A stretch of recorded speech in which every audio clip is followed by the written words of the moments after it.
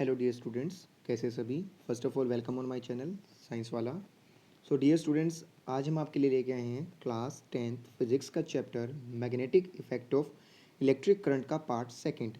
In this part we are knowing about the magnetic effect of electric current and their devices, circular loop, solenoid, and magnetic effect due to a straight wire.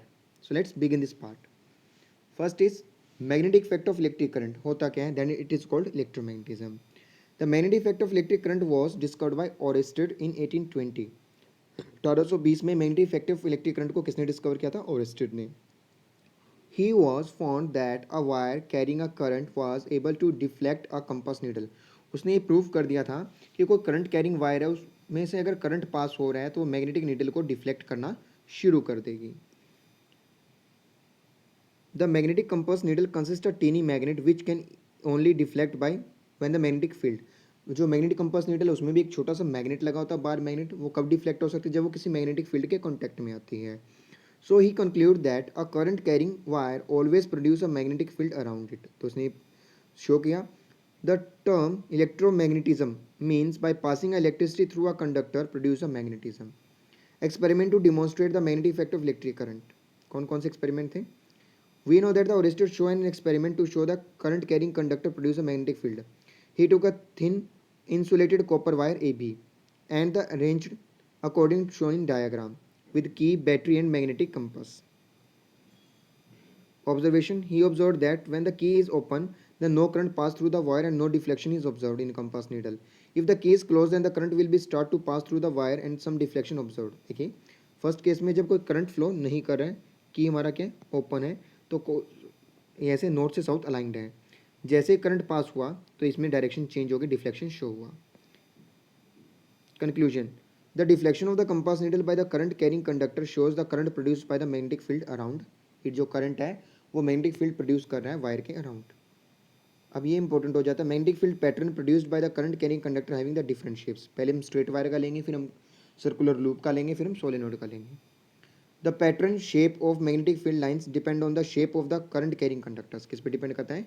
Shape of current carrying conductor. पहला हमारा straight है. Magnetic field pattern due to a straight current carrying conductor और straight current carrying wire. The magnetic field lines produce around the straight current carrying conductor are in the shape of concentric circles. किस shape में आएगा उसका? Concentric circles की shape में आएगा. The magnetic field lines produced by a straight carrying conductor are the circular in nature. When the current flows upward direction, then the direction of the field lines are anti-clockwise according to the right hand thumb rule, and otherwise the direction is. अब देखिए, जब हम इस पर right hand thumb rule impose करेंगे, thumb को project करेंगे इन direction of current, और जो कर्लिंग फिंगर्स हैं उनको हम इम्पोज करेंगे इन डायरेक्शन ऑफ मैग्नेटिक फील्ड. ठीक है, तो ये डायरेक्शन ऑफ मैग्नेटिक फील्ड हो जाएगी. When the direction of the current is reversed, then the direction of magnetic field lines is also reversed or clockwise. When the direction of the current is downward, जब current की direction क्या हो गई? Downward हो गई, तो उसके बाद में जो डायरेक्शन है वो क्या हो जाएगी? उसकी चेंज हो जाएगी according to the right hand thumb rule. The magnitude and strength of the magnetic field produced by the straight current carrying conductor depends upon directly proportional to the current passing through. जितना ज़्यादा current बढ़ाओगे उतनी ज़्यादा strength. Inversely proportional to distance of the point from the wire. Wire से जितना ज़्यादा दूर जाओगे उतना वीक फील्ड होता जाएगा. Direction of magnetic field is produced conductor. Direction of magnetic field produced by the straight current carrying conductor by Maxwell right hand thumb rule. According to Maxwell right hand thumb rule, stretch your thumb upward and encircle the uncurl your all fingers in inwards. Then the thumb is projected in direction of current and the all fingers are in direction of magnetic field.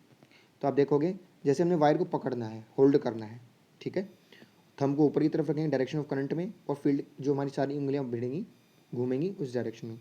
If we hold the current carrying wire with our right hand as shown in figure, then the thumb points in the direction of current and encircled fingers shows the direction of magnetic field. Maxwell right hand thumb rule is also known as Maxwell screw rule. Why? According to the corkscrew rule, if we driving the corkscrew in the clockwise direction, then it goes in downward. जब उसे clockwise घुमाएंगे तो नीचे की तरफ जाएगा. This is direction of current and this is direction of magnetic field. और जब इसे ऊपर घुमाएंगे, ऊपर की तरफ घुमाएंगे तो डायरेक्शन ऑफ मैग्नेटिक फील्ड ये हो जाएगी और ये डायरेक्शन ऑफ करंट ऊपर की तरफ हो जाएगा।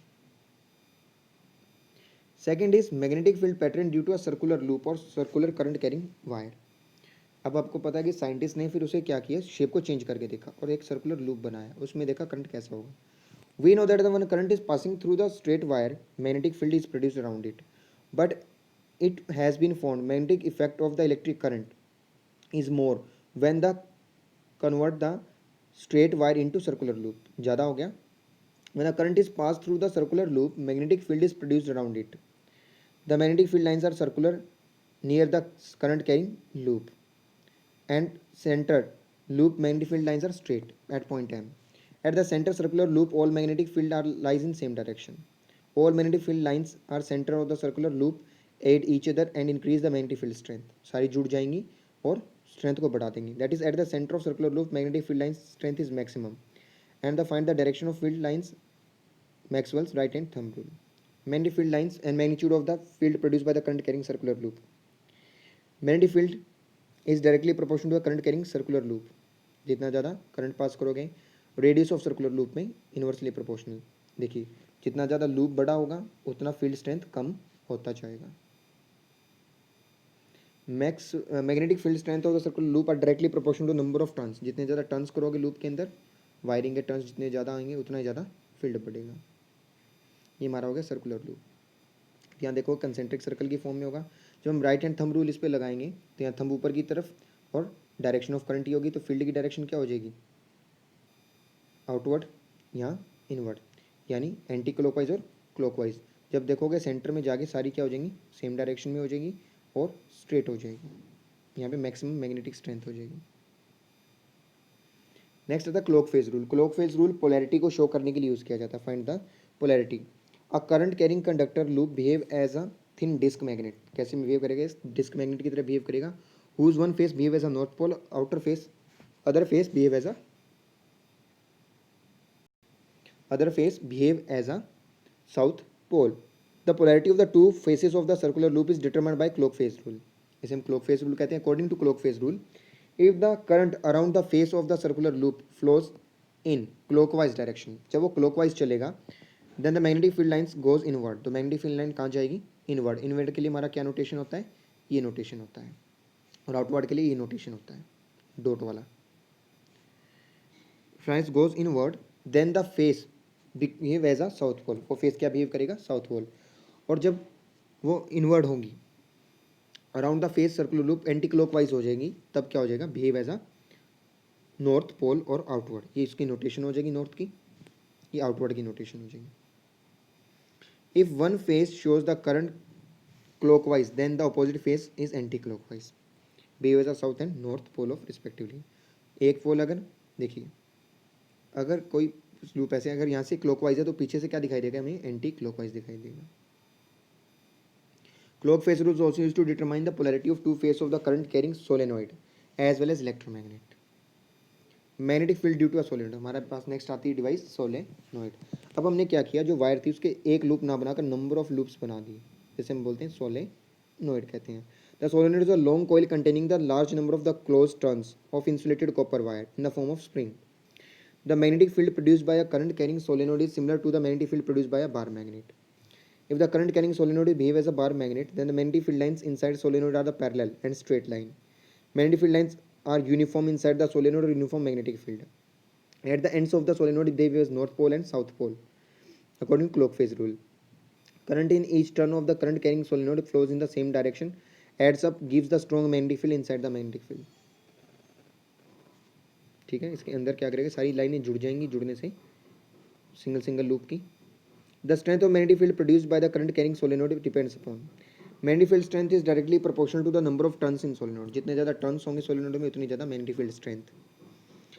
Directly proportional to the current जितना ज़्यादा बढ़ाओगे। Nature of the core material, उसका कोर मटेरियल के नेचर पर डिपेंड करता है। अगर हम उसे सॉफ्ट आयरन कोर लेते हैं तो उसका मैग्नेटिज्म ज़्यादा होगा, अगर कुछ और मटेरियल लेते हैं तो कम हो जाएगा। Soft iron core road is a solenoid produce the strong magnetism। Direction of magnetic field lines produced by the solenoid is determined by using right hand thumb rule। Next are the term electromagnet। An electromagnet works on the magnetic effect of electric current। An electromagnet consists of a long coil of insulated copper wire wrapped around a soft iron core and behaves as a magnet when the electric current passes through the coil. Next is the factor affecting the strength of electromagnet. Directly proportional to the number of turns in coil, strength is directly proportional to number of turns in coil. Directly proportional to the current passing through it. Strength is directly proportional to current. Reduce the gap between the length of the air between two poles of magnet.